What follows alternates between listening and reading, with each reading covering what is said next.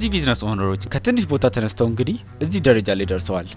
ታዲያስ እንደናንተ ቢዝነስ መጀመር ለሚፈልግ ሰው ምን ትመክራላችሁ? ባልኳቸው ጥያቄም ይህንን መልስ ሰጥተዋል። በትንሹ ትጀምራለህ፣ ፋስት ፉድ ትጀምራለህ።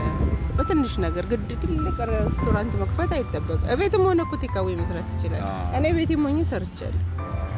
ሰው ምን ይፈልጋል የሚለውን ማጥናት ያስፈልጋል። መጀመሪያ ገንዘብ ከስራህ ምን ብለህ ይከብዳል እና መጀመሪያ በቤት ጀምረህ ራስህን አስተዋውቀህ ምን ብለህ ከዛ ወደ ደጅ መውጣት ጥሩ ነው እላለሁ። በትንሽ ትጀምራለህ። አንድ ጊዜ በትልቅ ላይ ከገባ ከባድ ነው።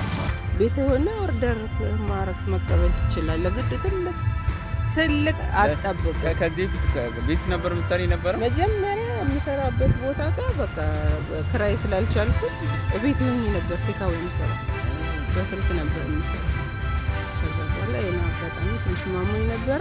ልክ በሚናገግም ሲጨርስ ወደዚህ ስራ ገባሁ እና ደግሞ ምንድነው ጥራት ያለው ነገር ካቀረብክ ደግሞ ሰው ይመጣልሃል። እኔ አሁን በአብዛኛው ሰው በሰው ነው ቆንጆ ኬክ ነው ቆንጆ ሶፍት ኬክ ነው የምትሰራው በማለት አንዱ ለአንዱ እየነገረ ነው። ከአድቨርታይዝ ይልቅ ሰው በሰው የሚመጣኝ ይበዛል ማለት ነው። ግን እኔም ማስበው አሁን እየሰራው ያለው ራሴ እየተጠቀሙ ሰዎች እንዲጠቀሙና በእኔ ስራ ሰዎች ደስተኛ እንዲሆኑ ነው የምፈልገው።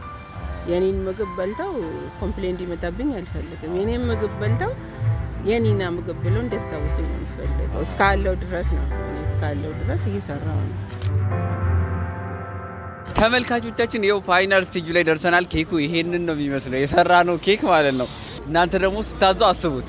አሪፍ አድርገን ነው ከዚህ በላይ የምንሰራው። ቡኬሳ ኢትዮ ዩጋንዳ አጠገብ ያለው ኬክ ቤት ነው። መታችሁ ለሰርጋችሁ፣ ለልደት፣ ለኤኒ ፕሮግራም መታችሁ ኬክ ማዘዝ ትችላላችሁ።